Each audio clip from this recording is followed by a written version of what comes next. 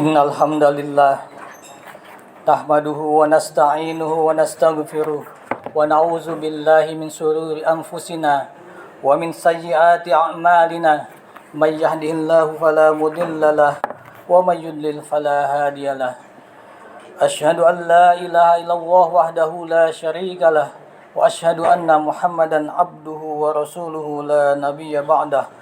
Allahumma salli wa sallim wa barik ala nabiyyina Muhammadin wa ala alihi wa ashabihi wa man tabi'ahum bi ihsani ila yaumiddin.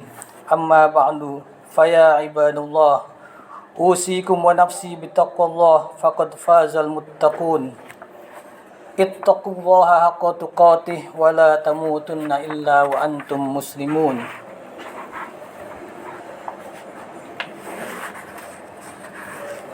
Jamaah sidang Jumat yang berbahagia, At-Thariq adalah salah satu surat dalam Al-Quran. Terkait dengan asbabun nuzul surat ini, ulama Al-Kalbi berkata bahwa surat ini turun saat paman Nabi yaitu Abu Thalib datang bertamu kepada Nabi SAW. Lalu seperti biasa, Nabi menghidangkan kepadanya roti dan susu. Ketika mereka sedang makan, tiba-tiba ada bintang mendekat yang cahayanya menerangi air. Kemudian bintang itu berubah menjadi api. Abu Thalib terperanjat dan bertanya kepada Nabi, "Tanda apakah itu?" Nabi menjawab, "Ini adalah bintang yang dilemparkan. Dia termasuk tanda-tanda kekuasaan Allah Subhanahu wa taala." Sebuah riwayat menyatakan keutamaan mempelajari surat ini. Allah Subhanahu wa taala akan memberikan pahala kepada orang yang mengkaji surat ini dengan 10 kali lipat dari jumlah bintang-bintang di langit. Ada pula riwayat yang memberikan penjelasan mengenai pahala besar mempelajari surat ini.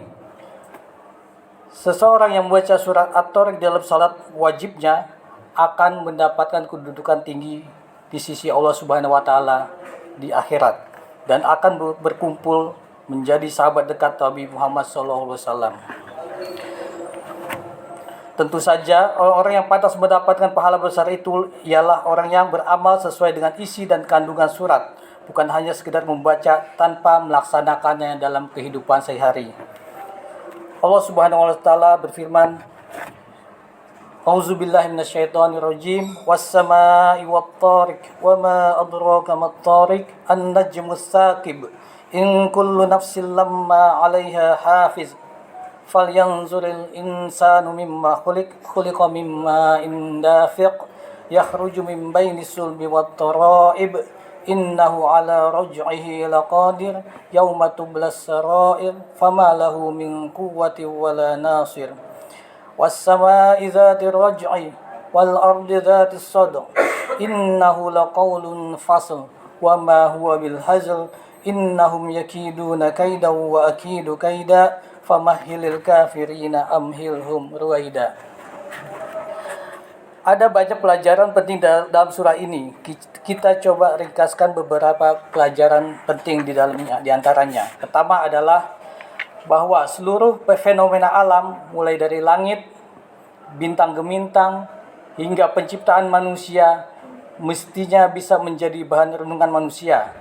Perenungan yang benar akan mengantarkan manusia kepada keimanan kepada Allah dengan segala sifat-sifatnya, serta keimanan kepada keberadaan akhirat sebagai tempat kembali kita.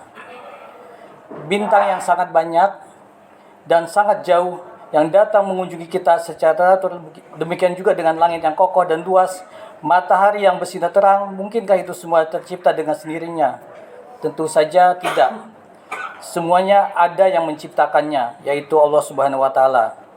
Dan pencipta semua benda langit itu pastilah jauh lebih besar daripada benda-benda di alam raya ini. Pelajaran kedua, kita tidak pernah sendirian. Artinya siapapun kita dan dimanapun kita berada, malaikat-malaikat Allah selalu mengawasi, bahkan memberikan perlindungan.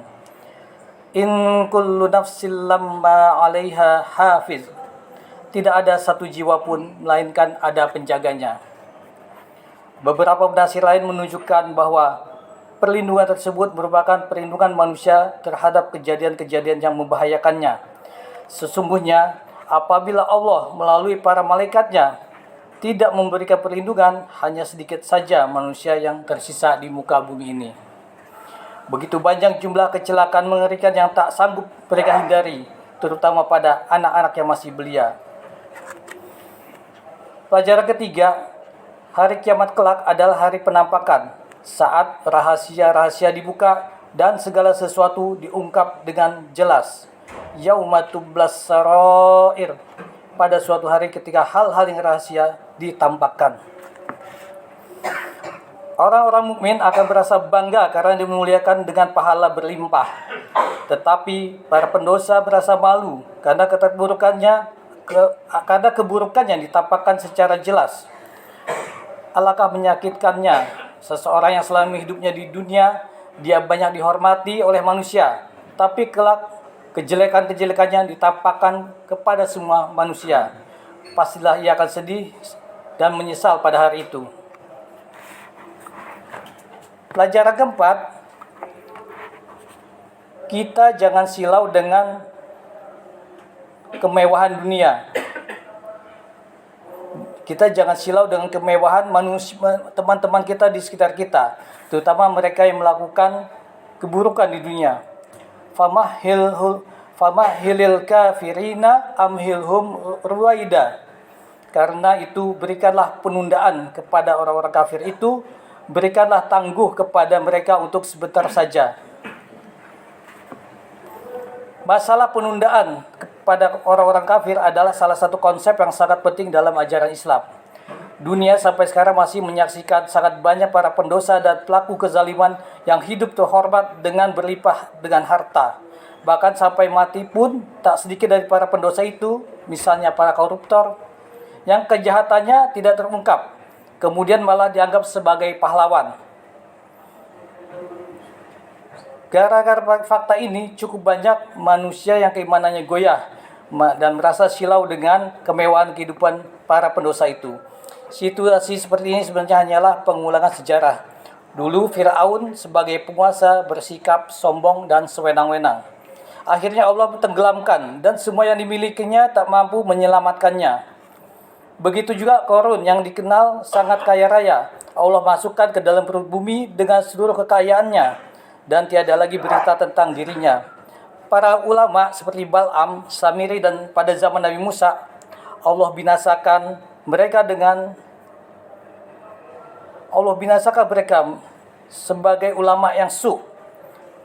Tidakkah ini semua cukup sebagai pelajaran bagi kita untuk berbuat yang diridhai Allah di negara ini?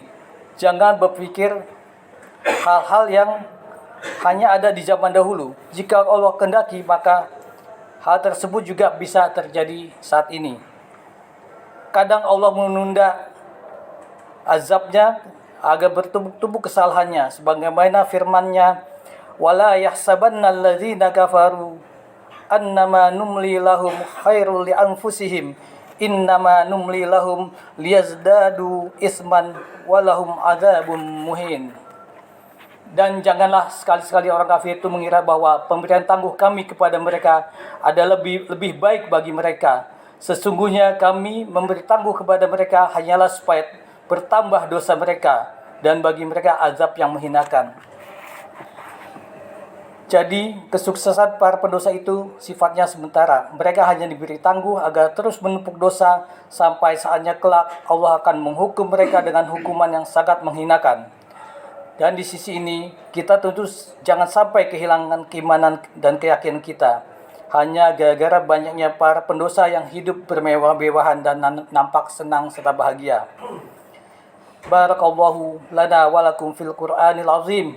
Wa nafa'na wa iyyakum bima fihi minal ayati wa dzikril hakim. Wa taqabbal minna wa minkum tilawatahu innahu huwal ghafurur rahim.